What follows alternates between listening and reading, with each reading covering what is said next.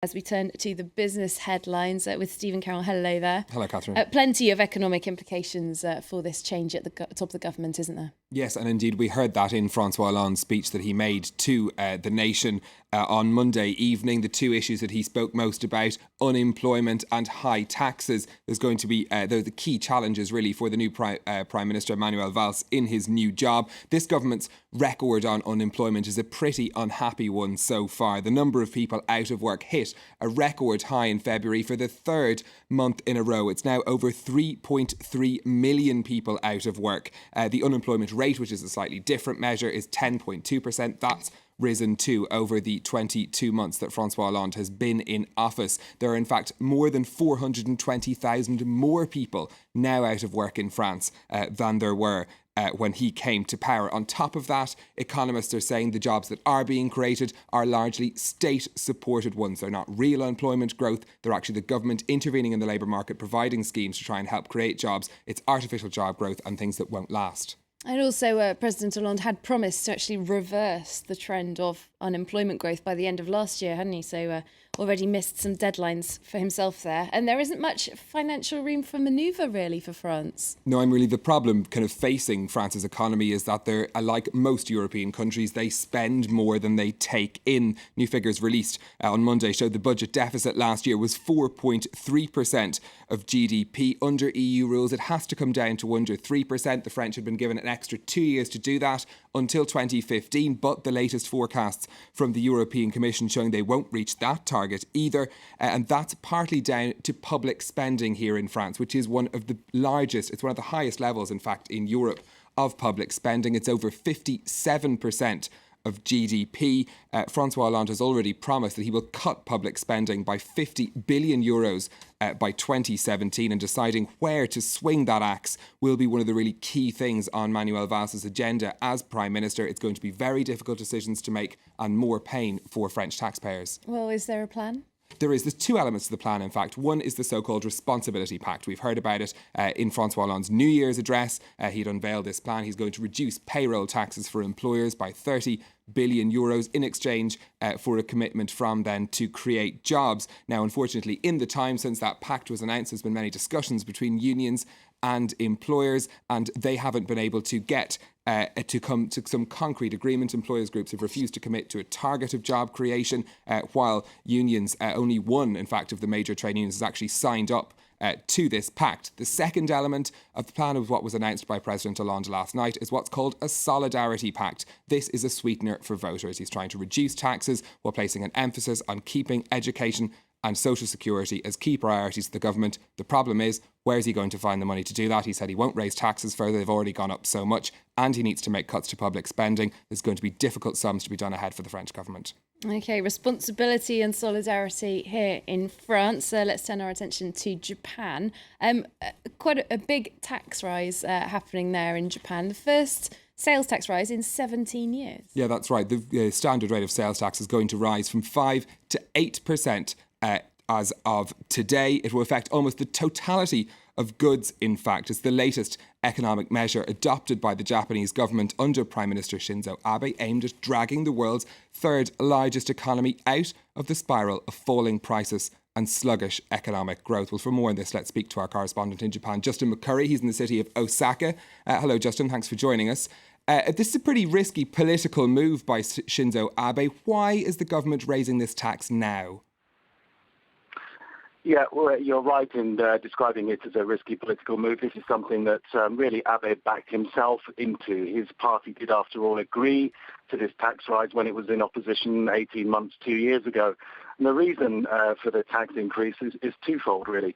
First of all, Japan has to come to terms with its national debt. It's now well over 200% of GDP.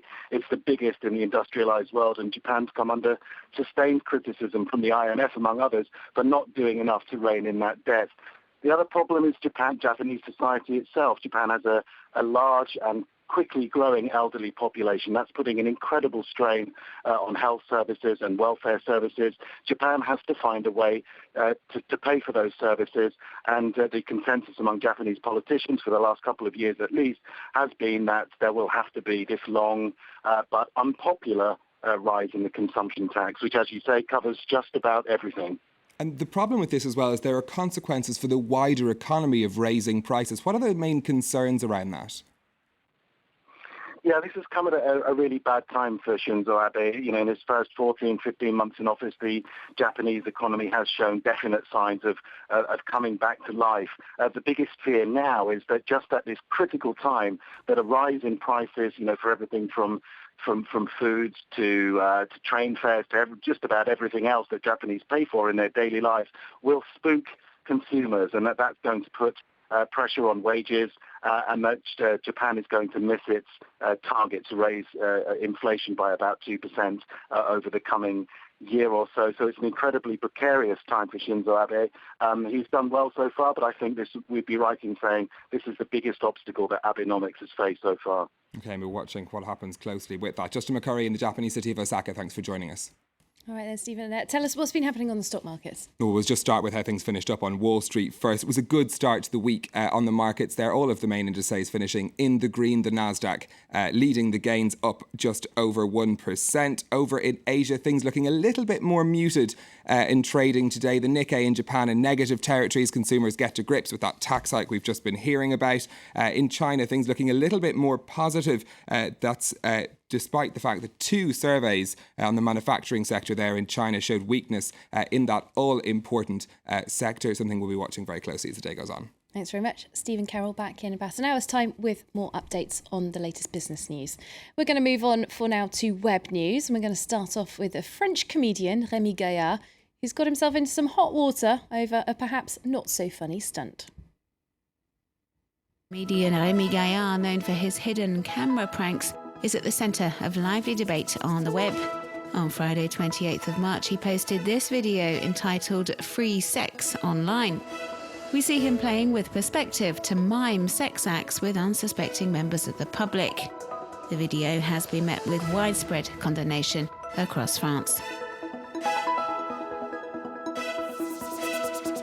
Hundreds of social networkers and women in particular have voiced their outrage over what they deem to be a sexist video and in extremely poor taste. What makes it all the more shocking, they say, is that it appears to normalise, even glorify rape culture.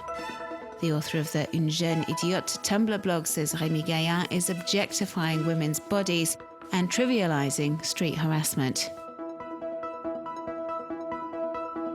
Rémi Gaillard responded to the criticism via his Facebook page on Saturday, sarcastically saying he was looking for an adult video site to host his video, but has had no interest because the famous clip doesn't have enough sexually explicit content to be deemed pornographic.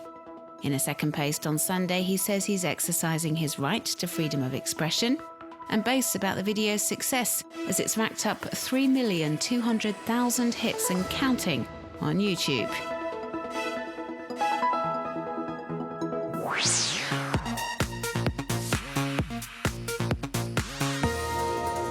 Posing in sealskin furs and posting the photo to social networks, Canadian Inuit have been defending seal hunting through these selfies and protesting host Ellen DeGeneres' decision to highlight an anti-seal hunting charity on Oscars night by donating the $1.5 million raised by that Oscars selfie, the most retweeted photo of all time, to an animal welfare group that campaigns against seal hunts. The Selfie movement began on Twitter when Alethea Arnacook-Barrow posted a picture with a caption, "I am an Inuit seal meat eater and my fur is ethical and humane." The filmmaker has also shared a letter sent to Ellen DeGeneres on Facebook. She explains that seal hunting is regulated nowadays and is important for Arctic peoples. Other Inuit campaigners have opted to post photos illustrating the reality of seal hunting and the cultural and financial benefits of what they see as an ethical and sustainable choice, trying to show it's not necessarily an atrocious and inhumane act, as Ellen DeGeneres claims on her website.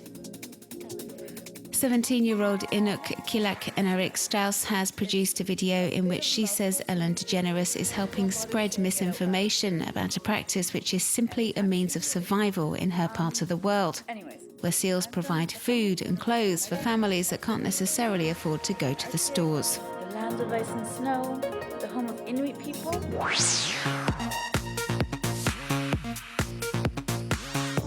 Bryan Singer was alarmed by the number of motorists he saw texting at the wheel, and so he decided to expose them online. The San Francisco resident set up the Twit Spotting website on which he posts photos of drivers caught in the act. As he explains in an interview for the Gizmodo platform, some photos have also featured on billboards he's rented across the region with his own money. Web users can also submit photos, although the initiative does raise questions over privacy.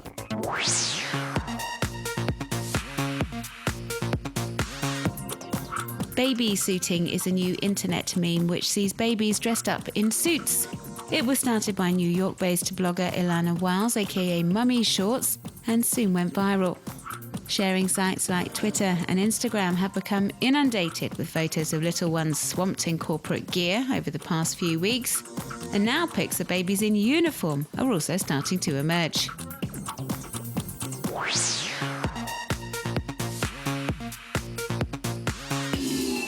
A creepy clown has been spotted lurking around New York City's Staten Island, and web users have been wondering who is behind the mask. Questions were raised after these photos of a clown terrorising motorists were posted to Instagram 2 weeks ago. Speculation has since been rife on social networks, but the clown was finally unmasked on Twitter a couple of days ago. And of course, it's all part of a marketing ploy orchestrated by production company Fuzz on the Lens, which specialises in horror movies.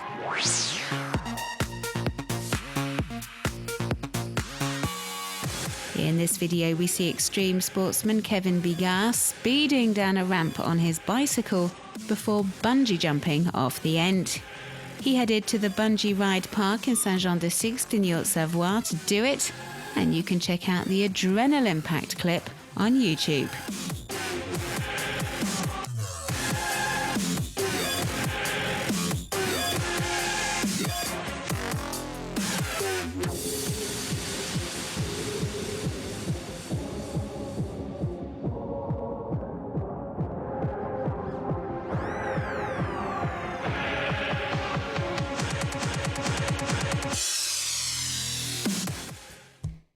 And that's it for this half hour of Live from Paris. We'll be back in a couple of minutes.